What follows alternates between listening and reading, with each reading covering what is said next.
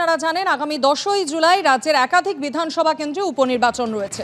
আর এরই মধ্যে 4টি বিধানসভা কেন্দ্রের উপনির্বাচনের প্রার্থী ঘোষণা করল তৃণমূল কংগ্রেস। আপনাদের জানিয়ে রাখবো, রায়গঞ্জে তৃণমূলের প্রার্থী কৃষ্ণ কল্যাণী, রানাঘাট দক্ষিণে তৃণমূল কংগ্রেসের প্রার্থী করা হয়েছে মুকুটমণি অধিকারীকে। অন্যদিকে বাগদা কেন্দ্রে কাকে তৃণমূল কংগ্রেস প্রার্থী করেছে সেই সম্পর্কে আরও বিস্তারিত জানতে সরাসরি কথা বলে নেব। আমাদের সঙ্গে রয়েছেন প্রতিনিধি কৃষ্ণেন্দু অধিকারী।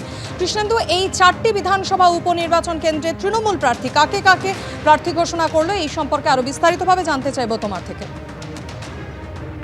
দেখো, 10ই জুলাই উপনির্বাচন, 4 কেন্দ্রের প্রার্থী আজকে ঘোষণা করেছে তৃণমূল, এবং তার মধ্যে সবচেয়ে বড় চমক হচ্ছে বাগদা বিধানসভা উপনির্বাচনে তৃণমূলের প্রার্থী হচ্ছেন মধুপর্ণা ঠাকুর।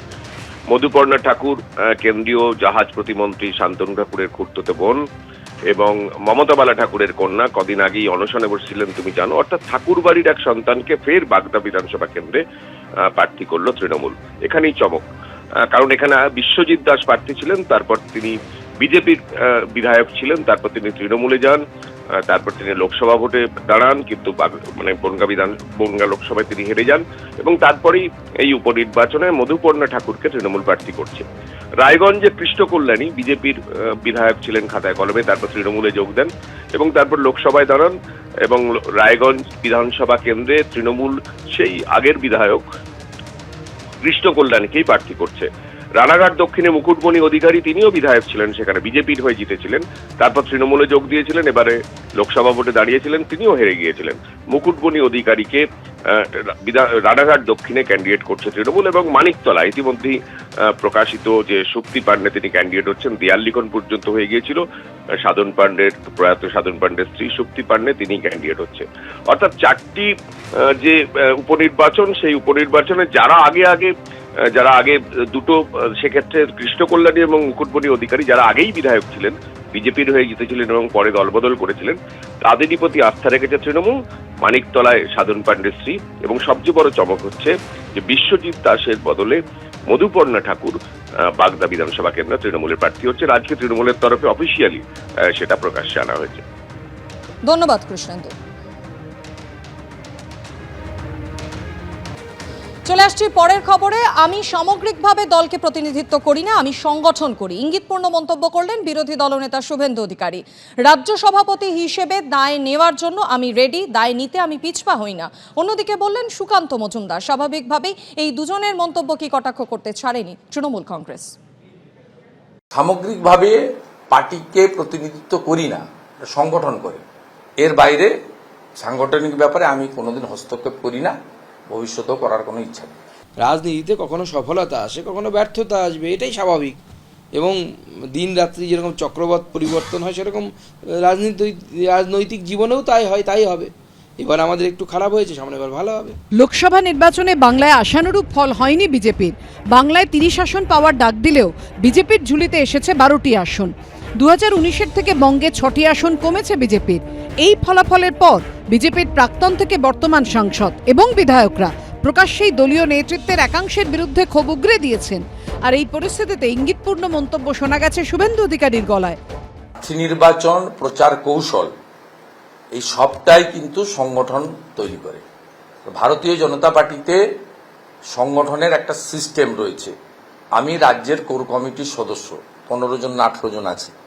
সেই কোর কমিটির মিটিংয়ে যদি ডাকে, সেখানে যদি আমাকে কিছু বলতে বলা হয় বা আমি মনে করি যে বলবো বা সাইলেন্ট থাকবো, অনেক সময় সাইলেন্ট থাকি, আর অনেক সময় বলার যদি প্রয়োজন মনে করে বলি, আবার জিজ্ঞেস করলেও নির্বাক থাকি না, উত্তর দেওয়ার চেষ্টা করি। তা সেখানেই বলবো। দেখুন, কে ডাই ঠেলে দিতে চান, কি করতে চান, এই বিষয়ে কোনো মন্তব্য করতে চায় না। দেখুন, একটি টিম ওয়ার্কের মাধ্যমে কোনো একটি পার্টি চলে। পার্টি কোনো একক ব্যক্তি দ্বারা চলতে পারে না। তো স্বাভাবিকভাবে আমার মনে হয় রাজ্য সভাপতি হিসেবে অবশ্যই আমি রেডি আছি দায় নেওয়ার জন্য, এবং দায় নিতে সুকান্ত মজুমদার পিছপাও হয় না। বিজেপি এখন গোষ্ঠীদ্বন্দ্বে দীর্ণ। এখন ভোটের পর দেখা যাচ্ছে দলে তারাই সমালোচিত হচ্ছেন। দলের একটা বড় অংশ, দলের আদি গ্রুপ, দলের একটা সেভ বিজেপি একটা গোষ্ঠী, দলের কোন নেতার আত্মীয়, সব ফেসবুক পোস্ট, প্রার্থীদের ক্ষোভ, বিজেপি নেতাদের খুব বিষাক্ত কথাবার্তা ভেতর থেকে উঠে আসছে, এবং সেটা এই নেতা নেত্রীদের বিরুদ্ধে যারা বিজেপিটার নিয়ন্ত্রক ছিলেন। ফলে সেই চাপে পড়ে কারুর কোনো সুর স্বর এসব বদল হচ্ছে কিনা তারা বলতে পারে। আগামী মাসেই 4টি বিধানসভা কেন্দ্র রায়গঞ্জ, রানাঘাট দক্ষিণ, বাগদা ও মানিকতলায় উপনির্বাচন। এই 4টি বিধানসভার মধ্যে 3টিতে 2021-এর বিধানসভা নির্বাচনে বিজেপি জিতেছিল, একটিতে জিতেছিল তৃণমূল। লোকসভা ভোটের বিধানসভা ভিত্তিক ফলের নিরিখে রায়গঞ্জে প্রায় 47,000 ভোটে, রানাঘাট দক্ষিণে প্রায় 37,000 ভোটে এবং বাগদা বিধানসভায় প্রায় 20,500 ভোটে তৃণমূলের থেকে এগিয়ে রয়েছে বিজেপি। অন্যদিকে লোকসভা ভোটের বিধানসভা ভিত্তিক ফল অনুযায়ী মানিকতলায় মাত্র 3,500 ভোটে এগিয়ে রয়েছে তৃণমূল।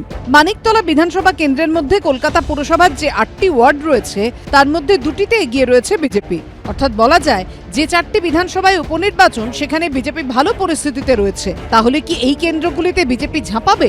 লোকসভা ভোটের আগে শুভেন্দু অধিকারীকে যেভাবে রাজ্য জুড়ে ঝোড়ো প্রচার চালাতে দেখা গেছে, এই কেন্দ্রগুলিতে কি তাকে ফের ভূমিকায় দেখা যাবে? 4 জায়গায় প্রার্থী হওয়ার পরে পার্টি স্টেট অফিস থেকে প্রচারের জন্য যদি আমাকে বলে, আমি আমার নিজের গাড়িতে, আমি তো সরকারি গাড়ি চড়ি না আর পার্টি থেকেও তেল নিই না, আমি নিজে তেল ভরে আমার বাড়ির পয়সায়, পেট্রোল পাম্পটা পাচ্ছে, কয়েক লক্ষ টাকা রোজগার আছে, বৈধ রোজগার, সেই তেল ঢুকিয়ে আমি যাবো। আর যদি রায়গঞ্জে প্রচারে যেতে হয় ফিরতে পারবো না, মানে থাকতে হবে, তাহলে মালদাতে হোটেল ভাড়াটাও আমি নিজে পেমেন্ট করে থাকবো। এবং যেখানে যেখানে আমাকে প্রচার করতে বলা হয় আমি সেখানে প্রচারে যাই। সংগঠিত করার কাজটা আমার নয়, কেবলমাত্র আমার জেলাতে পার্টির সংগঠনের লোকেরা তারা রাজ্যের নির্দেশিকাও যেমন পালন করেন, আমার পরামর্শটাও মেনে চলেন। বিজেপিতে সামূহিক নেতৃত্বের মাধ্যমে কাজ হয়, সবাই মিলে করি কাজ, হারি জিতি নাহি লাজ। বাংলায় তো বহু আগে থেকে প্রবাদ প্রবচন চালু আছে। 10ই জুলাই রাজ্যের 4 বিধানসভা কেন্দ্রে উপনির্বাচন। এবিপি আনন্দ।